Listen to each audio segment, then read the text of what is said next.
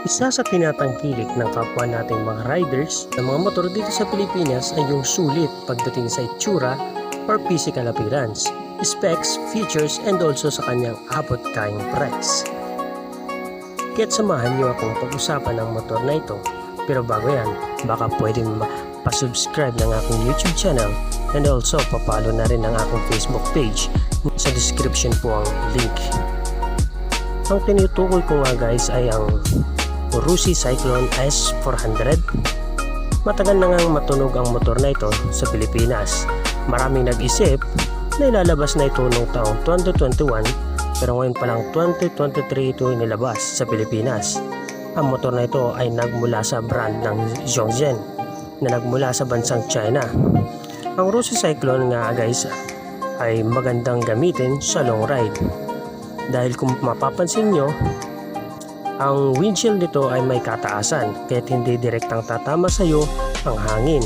Adjustable na rin to guys ang kanyang windshield at mayroon siyang malakas na stopping power guys na mayroong dual disc brake sa harapan at syempre naka-ABS na rin ito or anti-lock braking system. Kapansin-pansin din ang kanyang handlebar na may malapad at mataas na handlebar para maging madali ang pagmamaniobra at mayroon itong upright position dahil nga ito ay sport touring, kinakailangan ito ng comfortable posture. Ang Rusi Cyclone S400 nga guys ay ginagamitan ng DC400. Ang DC400 guys, ito yung mga bagong model ng makina ni Cyclone na inilagay sa mga motor ni Zhongzhen. Dual cylinder ito guys na naka parallel twin at mayroon siyang 4 valves at pagdating sa kanyang cooling system, siya nga po ay naka water cooling. At pagdating naman sa kanyang fuel system, siya ay naka FI or fuel injected. Meron siyang engine displacement na 401 cubic centimeter engine displacement. At syempre guys, pasok ito sa mga malayong biyahe dahil mayroon siyang full tank capacity na 21 liter. Sobrang laki guys.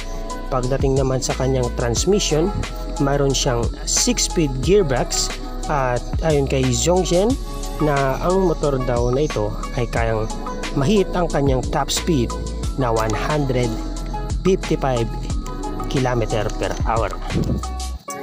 Pagdating naman guys sa kanyang wheelbase, mayroon itong 1,390 mm at meron siyang ground clearance na 165 mm. Ngayon, pag-usapan naman natin ang kanyang maximum power at ang kanyang maximum torque. Pagdating sa kanyang maximum power, meron siyang 42 horsepower at 9,000 RPM. At mayroon siyang maximum torque na 39 Nm of torque at 8,000 RPM. At mayroon siyang bigat na 213 kg. So masyado siyang mabigat para sa 400cc. Usually kasi ang may ganitong bigat is mga liter bike na or 1000cc na. Ang isa sa nagustuhan ko naman sa motor na ito is yung kanyang 6.75 inches full color TFT screen. Talagang sulit na sulit guys ang kanyang dashboard. At isa sa pinagmamalaki ng motor na ito is yung kanyang built-in dashcam na para sa safety features. Ang ganda, di ba? Mapunta naman tayo sa kanyang design. Simple lang siya pero maganda ang lakas ng kanyang datingan. Konti lang ang decals na kinabit sa kanya. Kapansin-pansin din guys ang kanyang aerodynamics na kahit sport touring siya at naka-upright position, mayroon pa rin siyang aerodynamic design, ventilation sa kanyang mga kaha. Ngayon guys, sasabihin ko sa inyo ang kanyang cash price. Ngayon nga ito may cash price na 280,000 pesos. Para sa 400cc na may 280,000 pesos at hindi nagpahuli sa safety features, masasabi ko na sulit ito para sa kanyang price. And take note guys, ang Rusi Cyclone guys ay available na sa Pilipinas at limited lang ang ilalabas.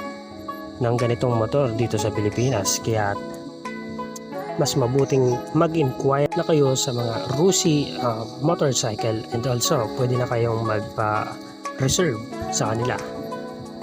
At ayun nga guys, anong masasabi mo sa motor na ito? Paki-comment na lang guys. Maraming salamat guys. Bago matapos ang video na ito, baka pwede akong makahingi sa inyo ng isang like at pasubscribe naman ng ating channel. Hanggang dito na lang guys. Salamat. Keep safe. Lagi ride safe. Bye bye.